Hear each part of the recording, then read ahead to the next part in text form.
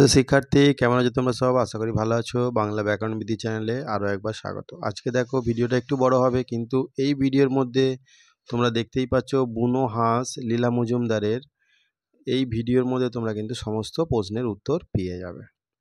চলো বেশি দেরি করব না, ভিডিওটা তোমরা দেখতে থাকো। আর বলবো যারা চ্যানেলটায় নতুন আছো তারা সাবস্ক্রাইব করে নেবে। সাবস্ক্রাইব করে নিলে পরে এইরকম তোমরা বাংলা ব্যাকরণ ভিত্তিক এবং টেক্সট বুক এবং বিভিন্ন খবর আমি কিন্তু এই চ্যানেলটায় আলোচনা করে থাকি। এখানে তোমরা দেখতেই পাচ্ছ, দেখো ঠিক শব্দটি বেছে নিয়ে বাক্যটি আবার লেখো।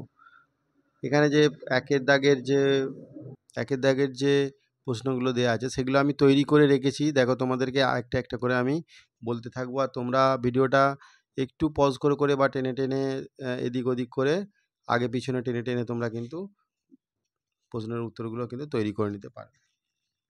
দেখো প্রথমে যেটা যে আকাশের দিকে তাকালে তুমি কি দেখো? না, মেঘ রোদ্দুর। এখানে অনেকগুলোই অপশন দেওয়া আছে, ঘরবাড়ি গাছপালা পোকামাকড় মেঘ রোদ্দুর। মেঘ রোদ্দুর হবে। দুইয়ের দাগেরটা দেখো, একের দুই, হিমালয় ছাড়া ভারতবর্ষের আরও একটি পর্বতের নাম হলো আরাবল্লী। আরাবল্লী। তো দেখতেই পাচ্ছ একরকম হাঁসের নাম হলো বালি হাঁস। এখানে দুইয়ের দাগে যে প্রশ্নটা হচ্ছে, ডানার স স শব্দ শোনা যায়। পাখির ডানার স স শব্দ শোনা যায়। ব ব শন শন স স গাক গাক এখানে আছে, স স শব্দ শোনা যায়। এবার দেখো দুইয়ের দাগের প্রশ্নগুলো, আর এখানে দেখো শব্দার্থ দেয়া আছে। শব্দার্থগুলো তোমরা অবশ্যই কিন্তু মুখস্থ করে নেবে। এবার দেখো দুইয়ের দাগে দুটো স্তম্ভ আছে, স্তম্ভর সঙ্গে মেলাতে হবে। আমি সোজাসুজি করে রেখেছি। যেমন বরফের সাথে কি মিলবে? হিমানি।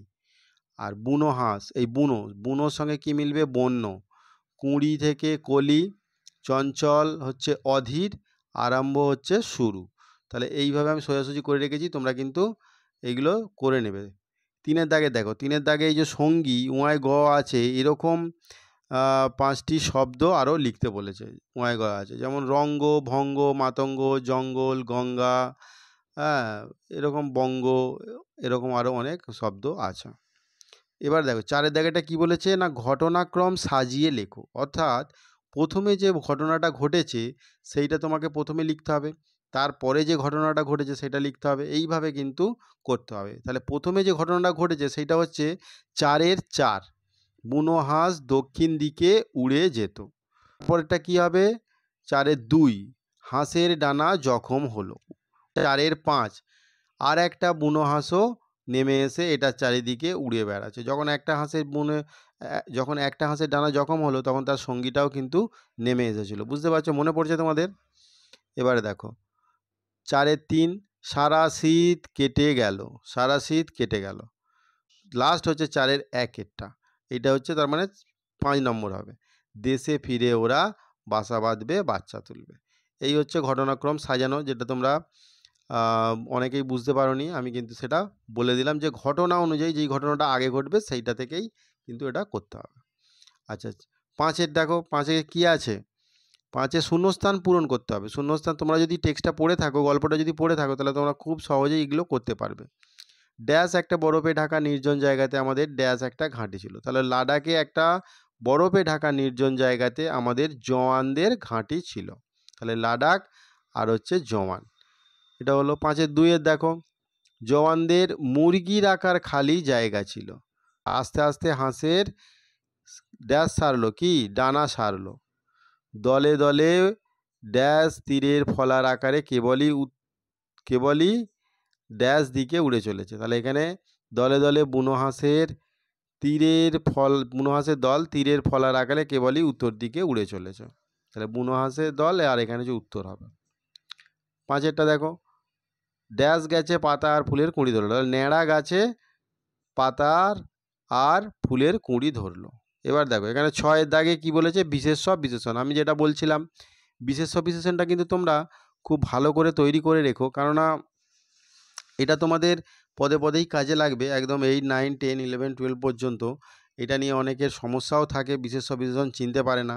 তো আমার এই চ্যানেলেরই মধ্যে অনেকগুলো ভিডিও আছে বিশেষ্য আর বিশেষণ সম্পর্কে, তোমরা কিন্তু সেগুলো দেখে নিতে পারো। আমি অবশ্য এই ভিডিও ডেসক্রিপশানে আমি লিঙ্ক দিয়ে দেবো। তাহলে দেখো আমি তবু একবার বলে দিচ্ছি, নাম পদ অর্থাৎ নাম বোঝাবে এরকম পদকে বিশেষ্য পদ বলে, আর সেই নামের দোষ গুণ অবস্থা পরিমাণ বোঝালে পারে যেই শব্দ দিয়ে বোঝাবে সেটাকে বিশেষণ বলে। আমি এটা শর্টকাটে তোমাদেরকে বলে রাখলাম। দেখো প্রথমে বিশেষ্য। বিশেষ্য কোনগুলো? না জখম, লাদাখ, শীতকাল, বরফ, তাঁবু আর সঙ্গী। আর বিশেষণ কোনগুলো? না গরম, ন্যাড়া, নির্জন, বেচারি, চঞ্চল। তাহলে এই হলো বিশেষ্য বিশেষণ। 7-এর দাগের কি আছে? ক্রিয়ার নিচে দাগ দাও। তো 7-এর দাগ এটা দেখো, ক্রিয়ার নিচে দাগ দাও। তাহলে কি হবে? বাড়ির জন্য ওদের মন কেমন করতো। তাহলে করতোটা হচ্ছে ক্রিয়া। পাখিরা আবার আসতে আরম্ভ করলো, করলোটা হচ্ছে ক্রিয়া। ক্রিয়াপদ সম্পর্কে যদি না জেনে থাকো তাহলে আমি ডেসক্রিপশানে লিঙ্ক দিয়ে দেবো, সেখানে ক্লিক করে তোমরা কিন্তু ক্রিয়াপদ সম্পর্কে বিস্তারিত জেনে যাবে। আচ্ছা, তবু একবার বলে দিই, যে পদের দ্বারা কোনো কিছু কাজ করা বোঝায় তাকে বলা হয় ক্রিয়াপদ। 7-এর 3-এরটা দেখো, দেশে ফিরে ওরা বাসা বাঁধবে। তাহলে বাসা বাঁধবেটা হচ্ছে ক্রিয়া। সেখানে বুনো হাঁসরা রইলোটা হচ্ছে ক্রিয়া। নিরাপদে তাদের শীত কাটেটা হচ্ছে ক্রিয়া।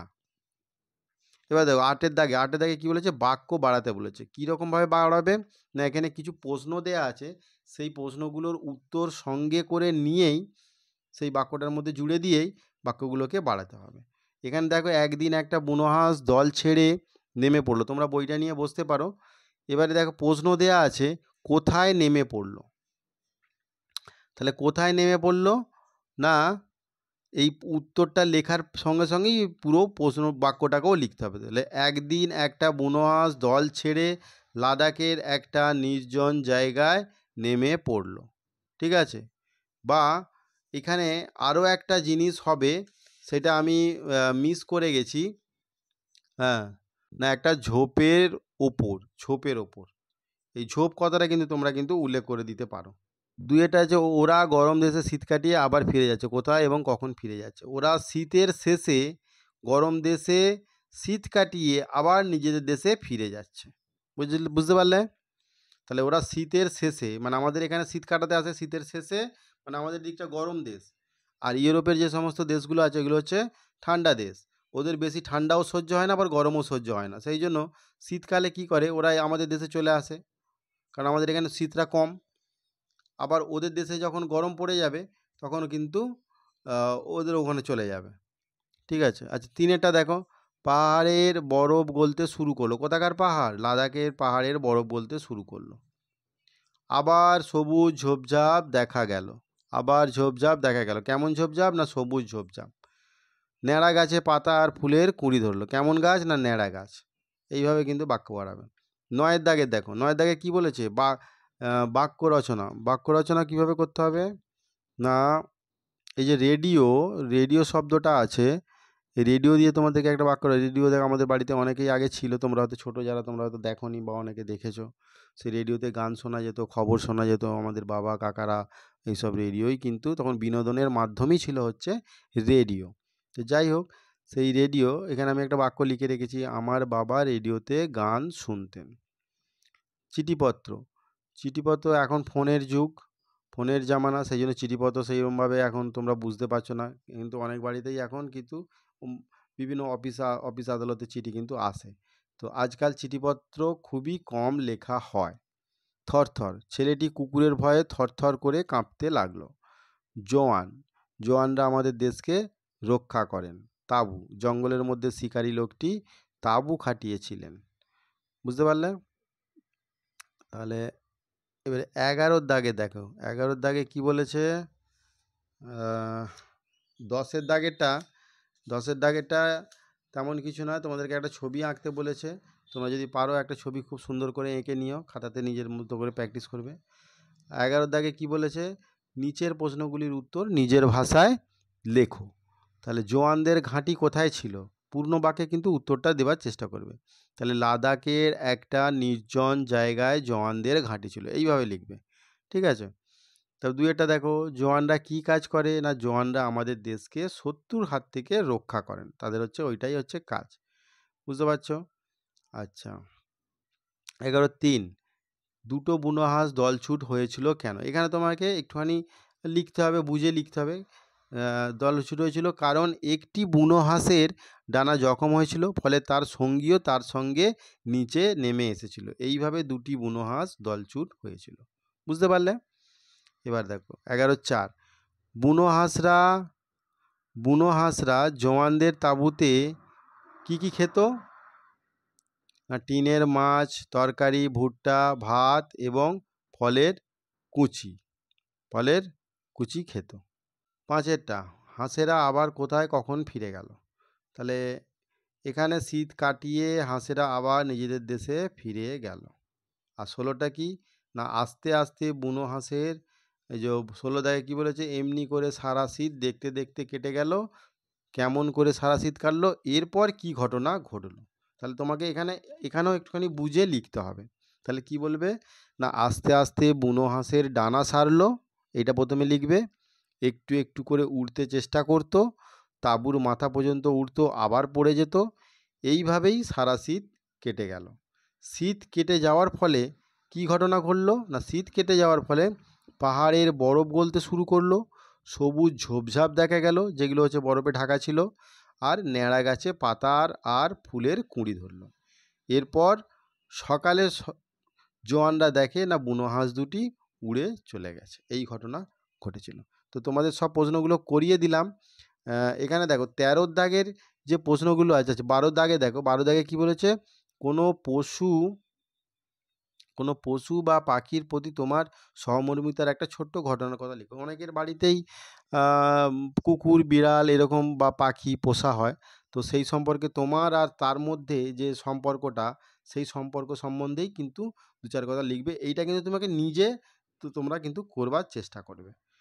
আচ্ছা 13 দাগে দেখো, লীলা মজুমদারের জন্ম কোন শহরে, তার শৈশব কোথায় কেটেছে, ছোটদের জন্য লেখা তার 2টি বইয়ের নাম লেখো। এইগুলো কিন্তু এই যে লীলা মজুমদারের যে হলুদ রঙের অংশটা আছে, এখানে যে তার জীবনীটা দেওয়া আছে, এইখানেই কিন্তু সমস্ত কিছুগুলো আছে। এগুলো কিন্তু তোমরা পড়ে অবশ্যই এগুলো তৈরি করে নেবে। ঠিক আছে, থ্যাংক ইউ, ভালো থেকো সবাই। আজকের ভিডিওটা এই পর্যন্তই। নেক্সট ভিডিওতে খুব শীঘ্রই আসছে।